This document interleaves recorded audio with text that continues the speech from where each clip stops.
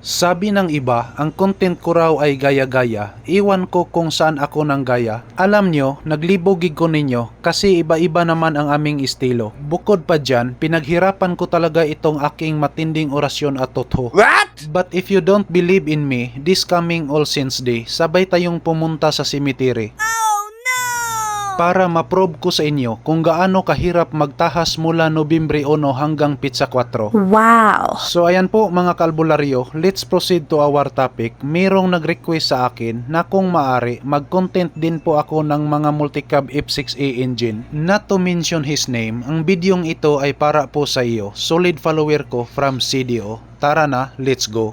So ayan po mga kalbularyo, itry lang muna natin pandarin ang makina. So titingnan natin, observe po tayo. Engine start.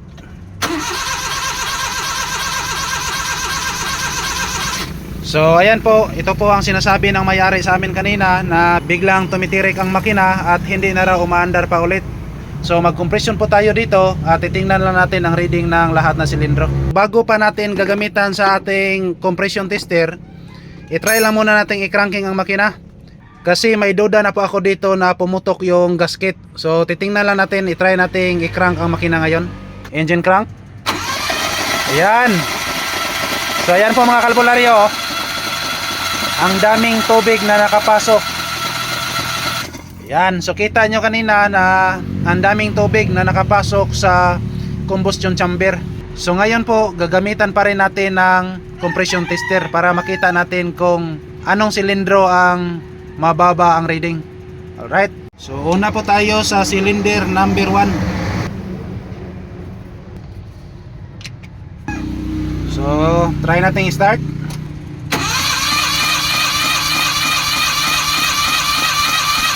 Yan. So mayroong 125 PSI. So pasado yan. Proceed po tayo sa number 2.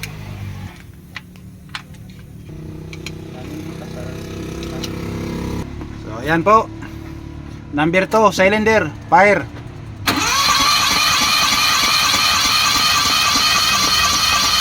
So mayroong reading na 110 something. So pasado pa rin. Proceed po tayo sa number 3. Ayan po, cylinder number 3, fire.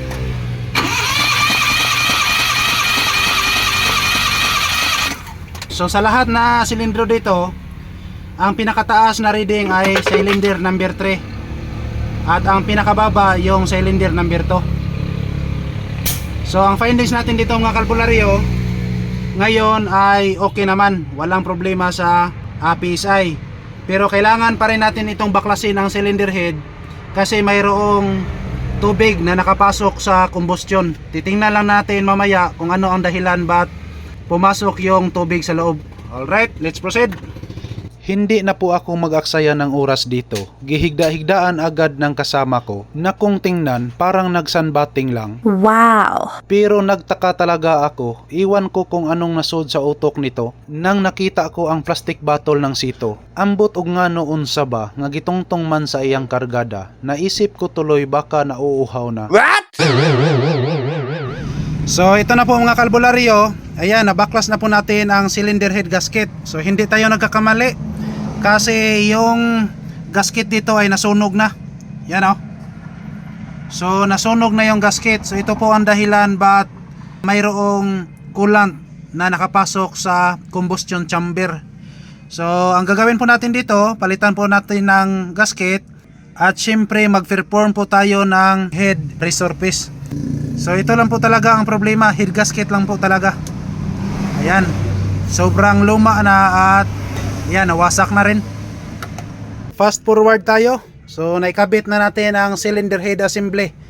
At once again, ito po ang head gasket. So hindi na lang tayo gumamit ng ating matinding orasyon at harang-harang dito. Sobrang basic lang po ito sa atin. Hindi ko naman sinasabi na marunong tayo nito, pero sa ganitong problema mga kalbularyo ay alam na natin kung ano talaga ang dahilan. So ayan po, the gasket lang ang pinalitan natin. At ngayon, itry nating paandarin ang makina. Ayun. So ayan po mga kalbularyo. umandar ng makina natin ngayon. So katatapos lang nating nagkabit ng cylinder head. So sa ngayon, success na naman tayo dito. So problem solved. Okay, so maraming salamat sa inyong panonood. Sa makausa pa, dalaygo ng Diyos.